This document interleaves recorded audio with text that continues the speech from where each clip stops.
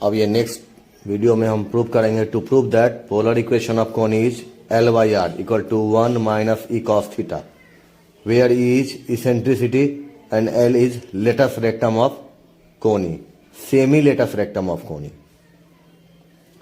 First of all हम figure draw करेंगे, क्योंकि फिगर दिया हुआ नहीं रहता है, आपके एग्जाम में प्रूव करना रहेगा to prove that conic equation of polar equation of conic is L by R equal to 1 minus E cos theta. तो पहले हम फिगर कैसे ड्रॉ करेंगे कोनी का।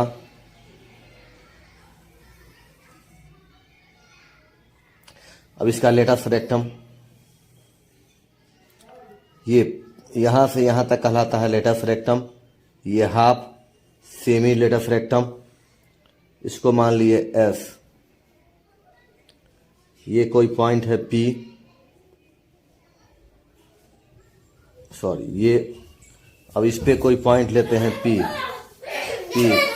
का कोऑर्डिनेट क्या है, ये P का पोलर कोऑर्डिनेट है थीटा और R। यहाँ से ये एंगल बनेगा थीटा, और ये पूरा क्या बनेगा पाई माइनस थीटा। अब इसके पीछे डायरेक्ट्रिक्स, ये है डायरेक्ट्रिक्स, इसको मानते हैं Z। यहां से परपेंडिकुलर ड्रॉ किए, इसको N, ये X एक्सिस है।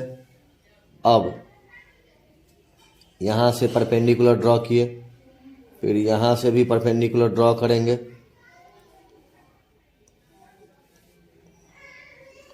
इस पॉइंट को ले लेते हैं Q, और ये कुछ भी पॉइंट ले लें हम M।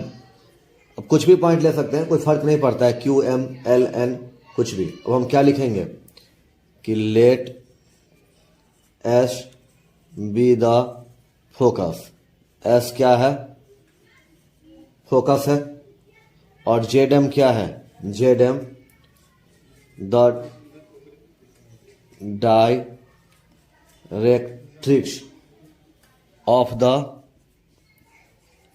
कोनिक। ये ZM जो है डायरेक्ट्रिक्स है कोनिक का, एंड E क्या है, इज द इसेंट्रिसिटी, E है इसेंट्रिसिटी है। अब मानते हैं कि लेट S बी, अब क्या कि let S be taken as pole, S को हम क्या लेते हैं पोल लेते हैं, एंड S X और S और X क्या है एज इनिशियल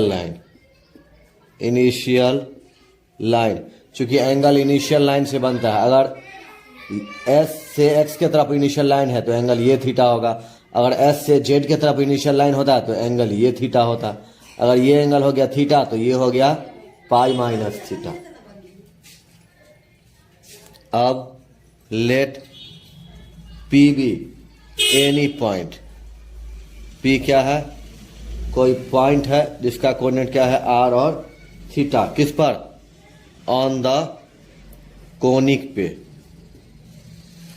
अब लेट, अब ये इसका नाम क्या देते हैं L S, और ये है L dash, coordinate L S L dash, ये कितने के बराबर है 2L के बराबर। बी द लेटस रेक्टम क्या कहलाता है, लेटस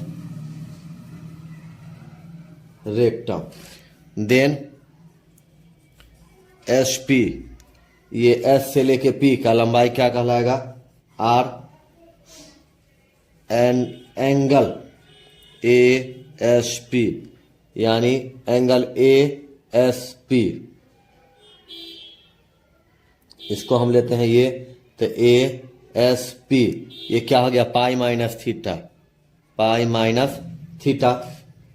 और एंगल PSN ये क्या हो गया थीटा, ये PSN थीटा, और ASP पाई माइनस थीटा।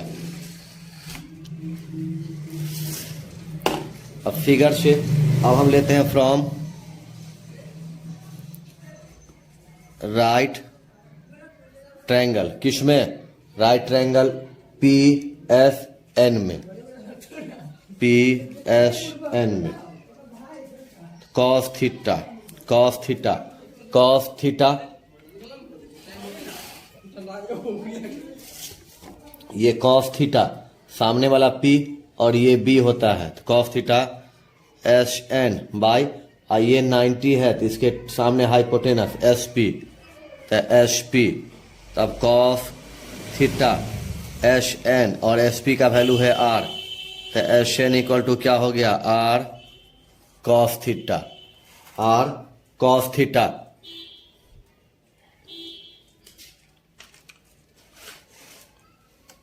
अब यूज करेंगे फ्रॉम प्रॉपर्टी ऑफ कोनिक।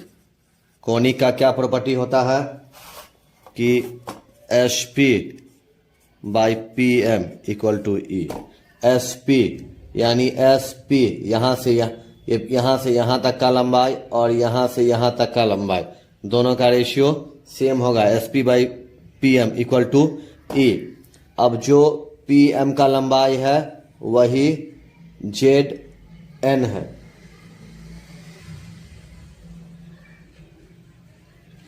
या हम पहले इसको भी लिख सकते हैं एल एस बटे S Q, L S by S Q equal to E. तो अब चूंकि है क्या कि एल क्यू इक्वल है जेड एस के, तो एल एस यहाँ हम लिखेंगे Z S equal to E, यानी एल एस इक्वल टू किसके बराबर हो गया? ई जेड एस, और एल एस का लंबाई कितना है? सेमी यानी एल। अब अल्सो पुनः हम क्या लिख सकते हैं? S P by P M, S P by P M equal to E. अब पी एम जो है, पी और एम बराबर है जेड और एन के, जेड और एन के, तो एस पी पी एम के जगह हम लिखेंगे जेड एन बराबर है ई, यानी S P equal to E Z N.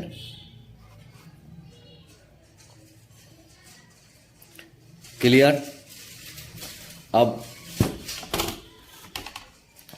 S P equal to E Z N, Z N को हम लोग लिख सकते हैं Z S plus S N.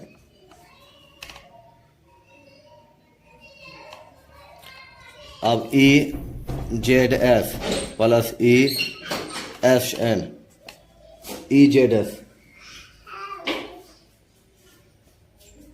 ई तो रहा E S Z, E S Z का वैल्यू है एल, और E S N, E S N, S N की जगह हम लोग क्या लिख सकते हैं? एस एन पीछे यूज किए हैं R cos theta, S N का वैल्यू पीछे यूज किए हैं, ई एफ जेड का वैल्यू भी पीछे निकाले हैं। अब एस पी का मान कितना है? आर, तो आर ये इधर आ गया, E R cos theta equal to L, R common लिए तो 1 minus E cos theta equal to L, तो 1 minus E cos theta equal to L by R, इसमें L by R equal to क्या हो गया? 1 माइनस ई कॉस थीटा। यही हमको लाना था।